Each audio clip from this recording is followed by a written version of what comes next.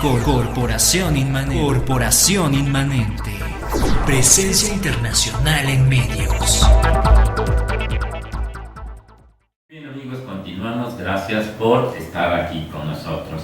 Estamos hablando sobre inteligencia emocional, pero desde un principio hacíamos énfasis en que íbamos a tratar de darle una perspectiva diferente de lo que ahora se conoce como inteligencia emocional. Una emoción, ya habíamos dicho, deriva del latín emotio, que es un movimiento que te impulsa hacia un objetivo. Ahora, ¿cómo se define?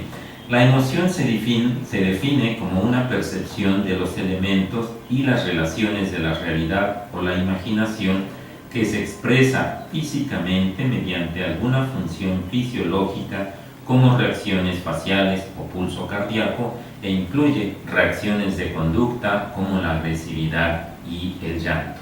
Esto quiere decir que las emociones no son solamente procesos mentales, son también procesos fisiológicos. Cuando una persona tiene una emoción, empieza a manifestar evidentes procesos físicos, fisiológicos, neurológicos. Por ejemplo, cuando tenemos una emoción muy fuerte de miedo, de angustia, nosotros en todo nuestro cuerpo empieza sobre todo a manifestar sudoración, empieza a manifestar cambios de temperatura, etc. Entonces, nosotros, por nuestra inteligencia, a través de nuestros valores y de un entrenamiento, podemos, por supuesto, ir modificando esos arrebatos de la amígdala. ¿Cómo podemos hacerlo? Existen muchas técnicas, muchas formas, y, por ejemplo, una de ellas es muy simple. Se conoce que solo respira honda y profundamente, exhalas y de esa manera empiezas a calmarte. ¿Cómo y por qué funciona esto? Lo que sucede es que cuando nosotros nos enfrentamos al mundo exterior, nuestro sistema respiratorio lleva un ritmo. El sistema respiratorio va a influir directamente en el sistema, en el ritmo cardíaco.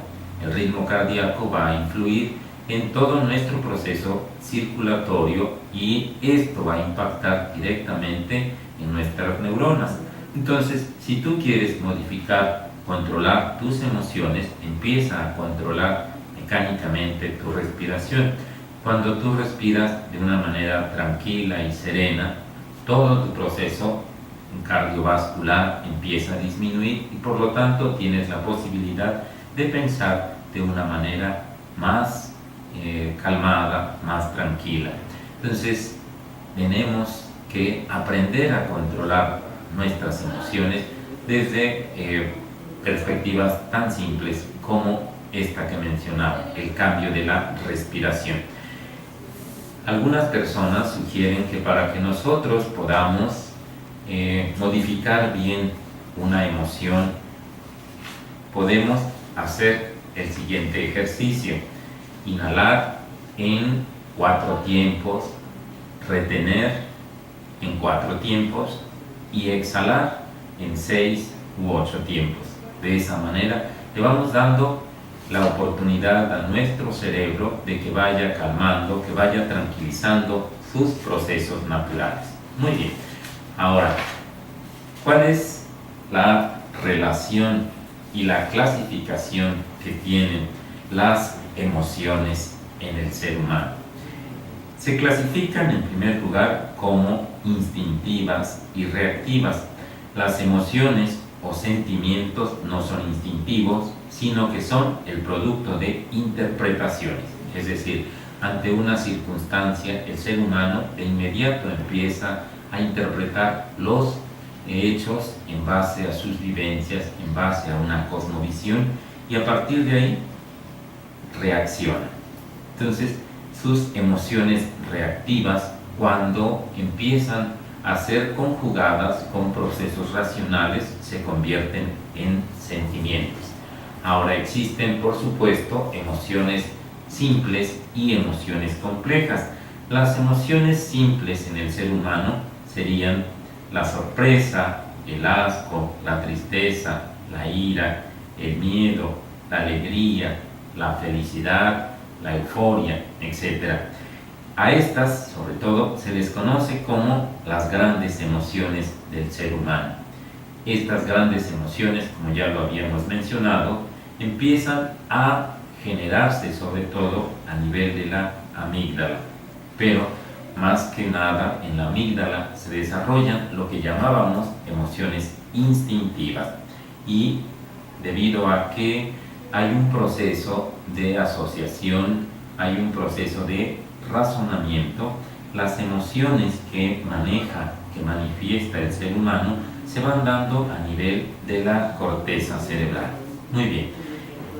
En el ser humano, la amígdala y la neocortex o corteza cerebral son los centros de la afectividad, y es aquí donde se procesan las distintas emociones y el hombre experimenta penas, angustias y alegrías intensas. Una forma de poder romper con las emociones es rompiendo la identificación. ¿Por qué nos emocionamos? Nos emocionamos porque nos vamos identificando con las circunstancias. Por ejemplo, cuando una persona está viendo una película, de pronto empieza a sufrir, como está sufriendo el protagonista. ¿Qué es lo que está sucediendo? Lo único que hay es que la persona, el espectador, se está identificando con ese personaje, y las emociones que manifiesta ese personaje se vuelven uno con él. De ahí que si nosotros ubicamos lo que sucede cuando nosotros estamos soñando, vamos a ver lo siguiente. Sabemos en algunas ocasiones perfectamente que se trata solo de un sueño, y sin embargo seguimos presentando alteraciones físicas. ¿A qué se debe? Se debe a que precisamente nosotros nos identificamos con esos procesos imaginarios. Un señor, ¿qué es lo que hace cuando está viendo un partido de fútbol? A través del sentido de pertenencia se identifica con determinado jugador o con determinado equipo, y a partir de ahí empieza a tener reacciones físicas completamente, y esto lo lleva a presentar ciertas emociones. Entonces, sería distinto si una persona manifiesta una actitud de análisis ante ese mismo programa o esa misma película. De esa manera no se identifica con ese proceso emocional, no se identifica con esas circunstancias. Muy bien, entonces una forma de romper con estas emociones es, repito, desidentificándote con las circunstancias. Muy bien, en el sistema límbico los seres humanos estamos permanentemente en un estado de transmisión de señales de alta velocidad que permiten que este sistema y la corteza cerebral trabajen juntos. Esto es lo que explica que podamos tener control sobre nuestras emociones. Es decir, por ejemplo, si ustedes ubican, el instinto de reproducción siempre está presente en los seres humanos. Finalmente somos animales. Pero, ¿qué es lo que sucede con un religioso? Un religioso, a través de sus valores, a través de la realidad que se va construyendo en el día a día, es capaz de sobreponer el instinto sexual y manifestar sobre todo una sublimación de esa energía para trabajar la compasión, para trabajar otros procesos mucho más sutiles. Esta transformación del impulso sexual y transmutarla en otros procesos más sutiles como el amor, como el trabajo social, vamos a llamarle la alquimia emocional. Este término de alquimia a algunas personas les suena un poco extraño, lo asocian con el mago Merlín, pero en realidad es un término que se aplica casi en la mayoría de las escuelas de misterios. La alquimia solo es un proceso de transmutación que te permite desarrollar un primer impulso para transformarlo en otra circunstancia totalmente diferente. Muy bien, vamos a nuestro segundo corte comercial y volvemos enseguida. Corporación Inmanente. Presencia internacional en medios.